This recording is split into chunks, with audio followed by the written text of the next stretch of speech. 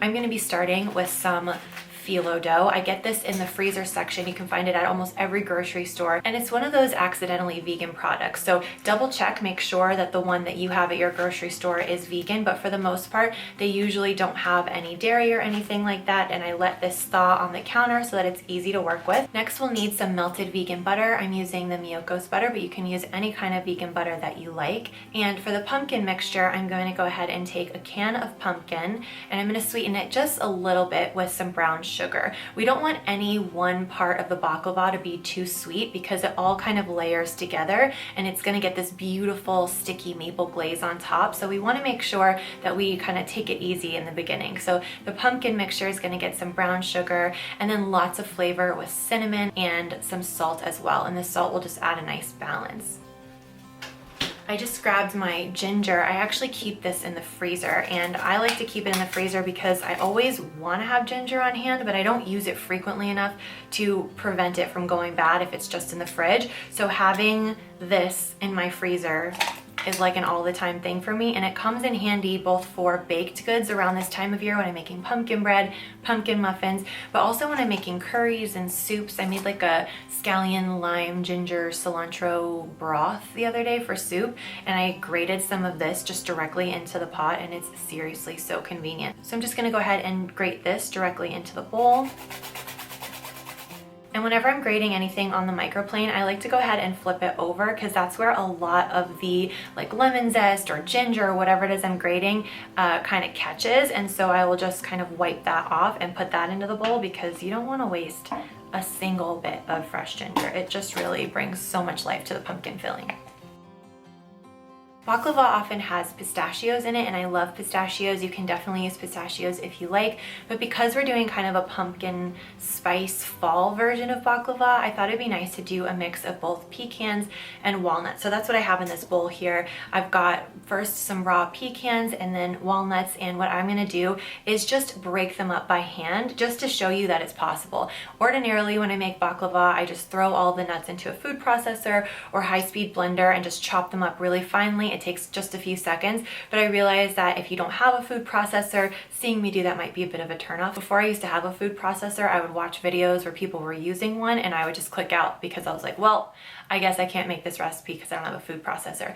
And that is not the case. If you don't have a food processor or you don't want to use it, you can just either roughly chop the nuts by hand, you can break them up, which is what I'm just gonna do here in this bowl, or you can put them in a bag and smash them, use the back of a wooden spoon and smash them in a bowl. Whatever you gotta do to get them into tiny pieces will work, so you don't have to have any special equipment for this.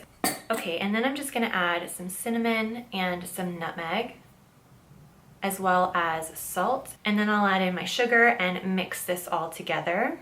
It already smells so good, like just these cinnamon sugary smells is making me very happy right now. And then we're going to go ahead and assemble. So I've got a 9x13 pan, and what I'm gonna do is very generously brush the bottom with some vegan butter. And you really wanna make sure that that first layer and all the corners have a good amount of butter just so that nothing sticks, basically. Also, this is going to really contribute to the flavor.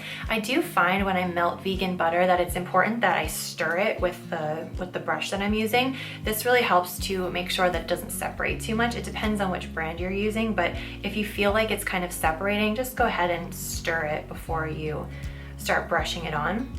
I went ahead and I cut the phyllo to actually fit into my 9x13 pan. I used the actual pan as a guide and just kind of cut around it, and that way I would have sheets that fit nicely inside. If you've never worked with phyllo dough before, it is very, very thin and delicate, but it's not so thin that you should be afraid of holding it. Like, it's not gonna totally fall apart on you. But what I do think is really helpful is putting a damp kitchen towel over the other sheets of phyllo that you're not using. That way it won't dry out on you. Because it is so thin, as you can see, it's like paper, it really does dry out quickly. So what I like to do is I'll put down my first sheet, dab this with butter, and I'll repeat the process with 5 more sheets of phyllo on the bottom. Then I'm gonna go ahead and take the pumpkin mixture, and I'm just going to dollop this on top of the phyllo dough, and then I'll smooth it out. And I wanna make sure that when I smooth it out, it's nice and thin. If it's too thick, it will kind of run off the sides. This is really more just a thin layer that will kind of help hold everything together. And then it's time for the nut mixture, and I'll just kind of sprinkle that evenly on top. I like to kind of spread it out to the corners to make sure that it's nice and even all throughout. And then I'll continue the layering process, layering the phyllo dough with the butter, with the pumpkin, and with the nuts until I get to the top. So I'm just gonna go ahead and cut into 4 rows, and then I will rotate it and I will cut into squares or rectangles, however large you would like the pieces to be.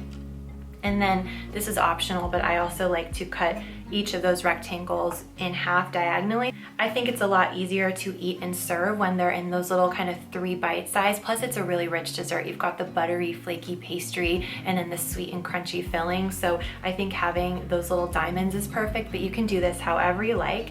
And then we're just gonna go ahead and pop this into the oven. I'm gonna bake it for 45 minutes. All right, so while that's in the oven, I wanted to thank Thrive Market for teaming up with me on this video. Everything that I made this baklava with, except for the phyllo and the butter, is from Thrive Market. So the pecans, the walnuts, the cinnamon, the brown sugar, literally everything, even the salt, is from Thrive Market. And that's because I always load up on my pantry staples from Thrive because I save money when I do. And especially if you're looking for sugar alternatives or special kinds of gluten-free flours or just some new spices or sauces or condiments or snacks, whatever it is that you're looking for, you can definitely find so many amazing options on Thrive, and they tend to be a lot cheaper than when I get them at my regular grocery store. The exact same brands and things that I'm used to seeing, but several dollars less, and you can always see that discount right there at the bottom. So if you want to try Thrive Market, make sure you check the link in the description box below. You can join for 1 month or for 1 year, and when you click that link you will get 25% off your first order and a free gift. So now I'm going to go ahead and clean up a little bit, and I'm going to make the maple syrup glaze that's going to go on top of the baklava and kind of soak into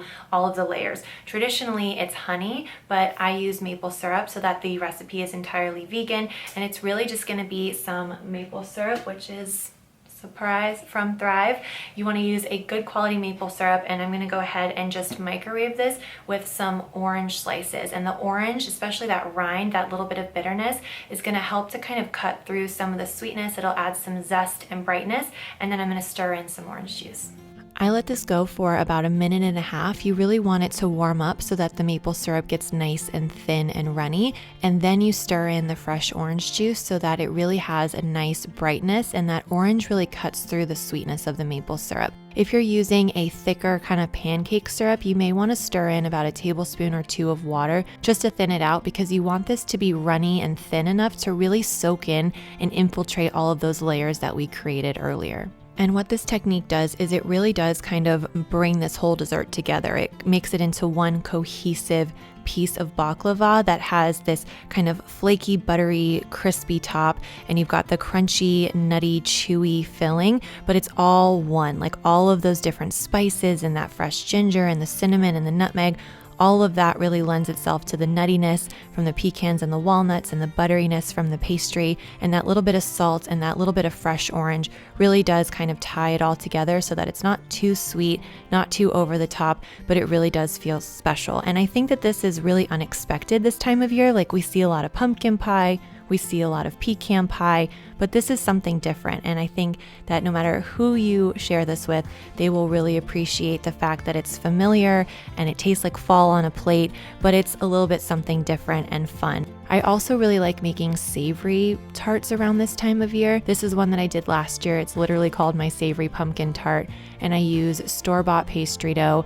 I make a very simple cashew cream sauce. It's like a sage cashew cream sauce, which sounds fancy, but I just do it in the blender, and I top it with pumpkin and some red onions and some really hearty herbs like rosemary. And then the finishing touch is a little bit of pomegranate seeds on top, and that just gives it this beautiful pop of color. You get some really great texture and flavor, and this is really great for a holiday party. It goes really well with a glass of wine. I'll just kind of cut it into squares, or you could even have this as a meal prep option, which is nice this time of year. I just serve it with a green salad, and I'll warm up a slice as I want it, and it feels like a treat. It feels like something special. So that recipe will be in the description box, as well as the recipe for the baklava that we made today, and that's where you'll find a link to try Thrive Market. I hope you guys enjoyed this video. If you did, please give it a thumbs up, and I will see you in a video very soon. Bye everyone.